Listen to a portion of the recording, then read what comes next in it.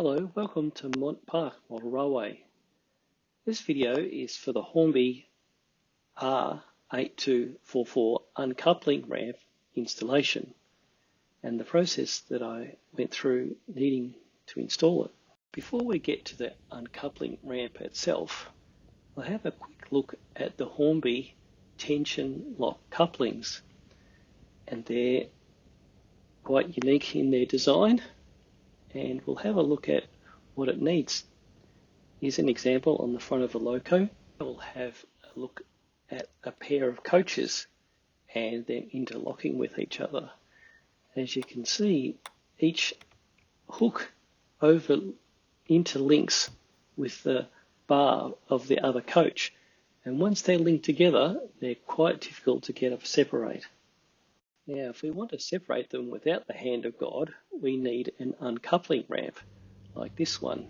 And as you can see, it's a bit of a process to get the two couplings over the ramp and then get them to lift up and then uncouple. Now, here's a standard uncoupling ramp. As you can see, it's spring loaded, and as the couplings pass over it while they're under tension, it pushes the ramp down. And as soon as they're not under tension, for example, if you're reversing, then the couplings will pop up. Now, on Mont Park at the Peterborough station on platform 3, which is also part of the sidings at Peterborough, we have an uncoupling ramp on what is one of the through lines.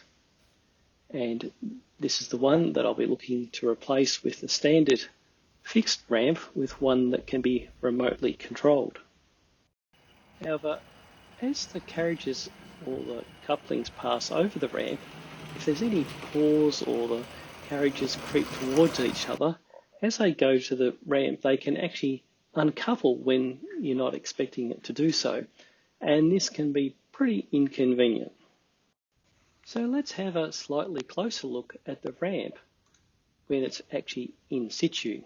And as you can see, this one's got a smooth surface, and I've got one of these ramps on each of my sidings, so that way I can reverse rolling stock into the siding and uncouple the locomotive. The point to having an uncoupling ramp on this through line is that sometimes I want a train to come and terminate at Peterborough. And so a locomotive can come in like a tank engine, uncouple, and then it can traverse up and then go on the other end of the rolling stock or the rake of carriages and then go back out reverse around. So there's out of the stations we'll be working with. There's the Hornby R8244 Uncoupler unit, and also the Gaugemaster Seep PM1 point motor. So this is what we'll be putting underneath the layout to be able to be remote control that uncoupling ramp. So just a little bit of an unboxing of the packaging, what's actually included in the pack. We have a number of bits and pieces, the ramp, the little mechanism that will be moving to lift the ramp up and down, and then a little slide or keyway which that mechanism operates in, and also what looks to appear to be initially quite helpful instructions, except as we progress through the build we'll find that they're not quite as instructive as they probably need to be.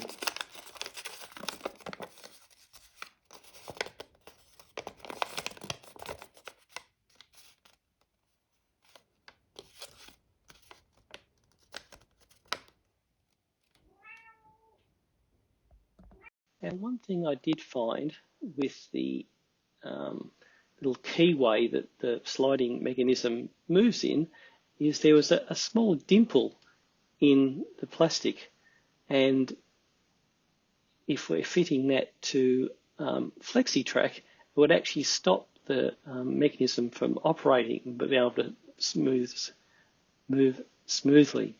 So I had to remove that with a sharp craft knife to the layout, and we'll mark up the existing, where the existing one is, and we'll remove it, and then we'll install the new one.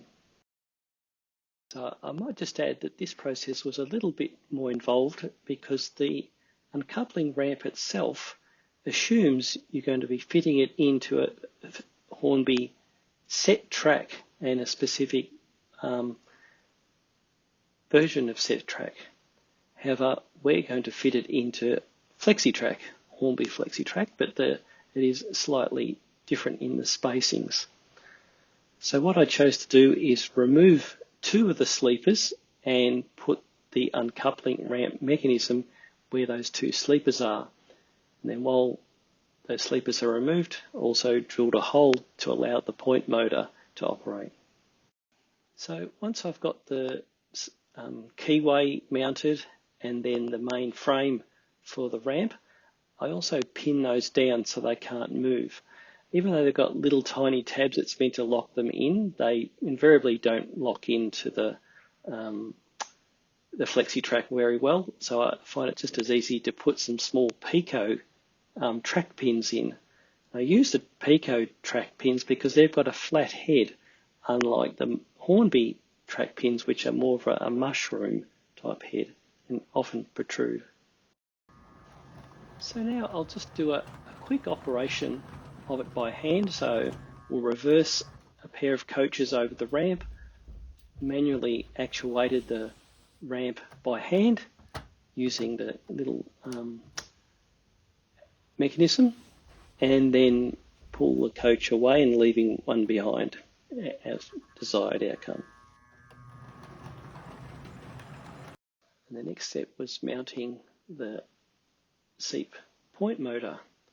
This was a little bit of a challenge because I've got 13mm boards and I had to cut the shaft to only be just about 13.5mm. So I only needed 1.5mm to engage that little slide mechanism that will raise and lower the ramp.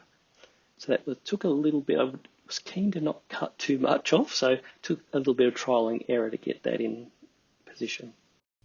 And now we're using the remote control, and it successfully raises and lowers the point. What else could possibly go wrong? It does say in the instructions that you may have to remove the fins on the top of the ramp. I don't know why you put the fins there in the first place, but I thought, oh no, that'll be fine. Should be all right. It drops down out the way, because I said you might need to remove the fins for some locomotives that don't have much clearance. Well, lo and behold, my poor little tank engine fouled the first time I took it across to do the test video. As you can see, it's fouled so poorly that it's actually raised two of its three driving wheels off the rail. A couple of photographs showing the drive gear that protrudes through underneath the layout, but it could be screws holding it together. It could be all manner of things like any loco that could be protruding. So basically, if we look at that ramp side on, you can see they do three fins do